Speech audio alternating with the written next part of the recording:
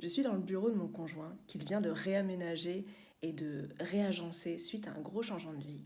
Et du coup, si toi, tu te trouves dans une situation où il y a eu des changements récents ou que tu veux changer, mais que ça va pas bien, que tu perds de l'énergie, que tu sais pas pourquoi tu n'avances pas, tu as du mal à passer à la suite ou à passer au renouveau, cette vidéo, elle est pour toi.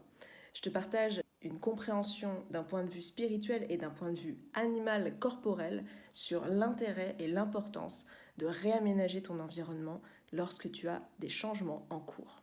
Alors tout d'abord, d'un point de vue spirituel, qu'est-ce qui se passe? Spirituellement parlant, nous sommes, d'après certains courants chamaniques, incarnés dans le monde du milieu.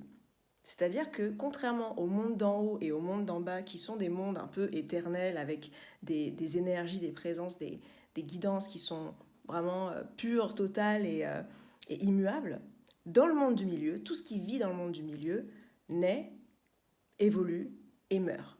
Donc il y a du mouvement en fait.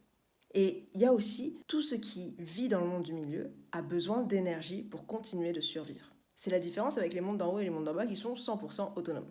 Alors c'est quoi le lien avec ton environnement de vie? Lorsque toi tu changes à l'intérieur de toi, c'est important qu'à l'extérieur de toi, il y ait des choses qui changent. De la même manière que si ton environnement extérieur change, c'est courant qu'il se passe des changements à l'intérieur de toi aussi.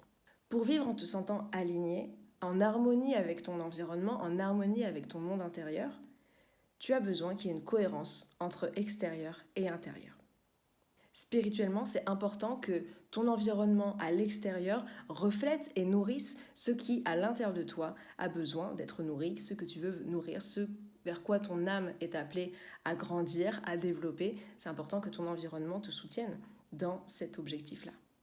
Maintenant, d'un point de vue animal, d'un point de vue neurocomportemental, pourquoi est-ce que c'est très très important de changer aussi ton environnement lorsque tu veux changer de comportement dans ta vie? Eh bien tout simplement parce que la partie de ton cerveau qui gère le côté animal en a rien à foutre.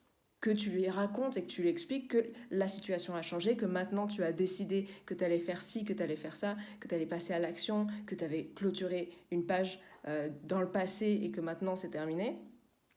La partie animale de toi, elle comprend pas en fait quand tu lui parles avec des mots. Elle a besoin que tu lui montres avec tes sens. Ton corps a besoin de sentir avec son odorat, avec ses yeux, avec son ouïe, avec son goût aussi, avec le toucher, avec le sentiment de spatialité. Ton corps a besoin de sentir qu'il y a des choses qui bougent et qu'il y a des choses qui ne sont plus les mêmes. Pourquoi ? Lorsqu'on était encore des animaux qui étions nomades et que nous migrions, ou lorsqu'on était dans une connexion très importante avec la nature et les éléments, et c'est d'ailleurs toujours le cas de certaines personnes qui vivent vachement en contact de la nature, notre corps se synchronise au changement. Notre corps est sensible aux différents changements, par exemple les changements de saison, mais aussi les changements de température, les changements de climat, les changements d'environnement. Et pour notre survie, c'était quelque chose de très important que de se synchroniser avec l'environnement quand ce dernier change.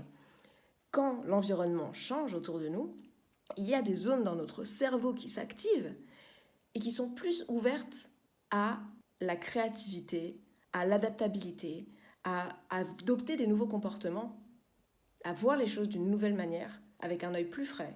D'ailleurs, pour les personnes qui voyagent beaucoup, vous connaissez cet état, c'est un état un peu presque de pleine conscience qui est activé presque par défaut, quoi.